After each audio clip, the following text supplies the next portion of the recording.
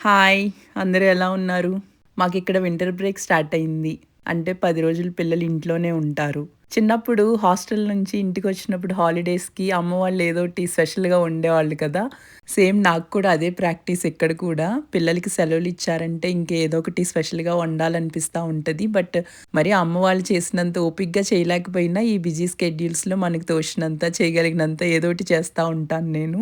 చిన్నప్పుడైతే మాకు సెలవులిస్తున్నారనేటప్పటికి అమ్మ 2 డేస్ ముందు నుంచే ఇంక ఫుల్ బిజీ అయిపోయేది. మా కోసం సున్నుండలు, జంతికలు ఇంక మాకిష్టమైనయన్నీ వండి పెట్టేసేది. ఇంక మేమొచ్చే డే అయితే ఇంకా డ్యాడీ వెళ్లి చికెన్, ఫిష్ ఏదో ఒకటి తీసుకొచ్చేవాళ్ళు. ఇంకా వండేసి రెడీగా ఉండేది మా కోసం.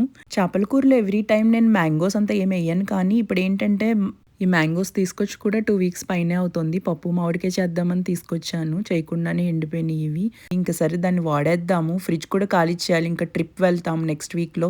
సరే ఏదో విధంగా కన్జ్యూమ్ చేద్దాంలే అని ఇంకా చేపల కూరలో వేస్తున్నా. కిడ్స్‌కి ఈరోజే హాలిడేస్ స్టార్ట్ అయినియి. ఈరోజు హాఫ్ డే స్కూల్స్. సో, వాళ్ళొచ్చేటప్పటికి క్విక్‌గా కొరమేను ఇగురు చేద్దాం అన్నట్టు స్టార్ట్ చేశా. మాకిక్కడ చేపలు కూడా ఇండియాలో దొరికినంత ఫ్రెష్‌గా ఏం దొరకవు. అంతా ఐస్‌లోనే ఉంటాయి. మాకిక్కడ 2 ఆప్షన్స్ ఉన్నాయి దగ్గరలో. ఏషియన్ మార్కెట్ గానీ, హలాల్‌కి గానీ వెళ్లి తెస్తూ ఉంటాను నేను.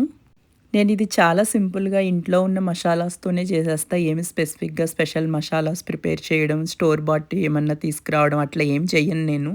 ఏదేమైనా కానీ ఇండియాలో అమ్మ వండిన చేపల కూర టేస్ట్ రాదనుకోండి. అక్కడ మరి ఫ్రెష్‌గా చక్కగా పట్టి అప్పుడే తీసుకున్న చేపల వల్లనో కానీ పిల్లలకి మన రుచులు కూడా చూపియాలని, తినిపియాలని ఏదో నా తాపత్రయం అంతే. Thank you for watching. Please subscribe for more videos.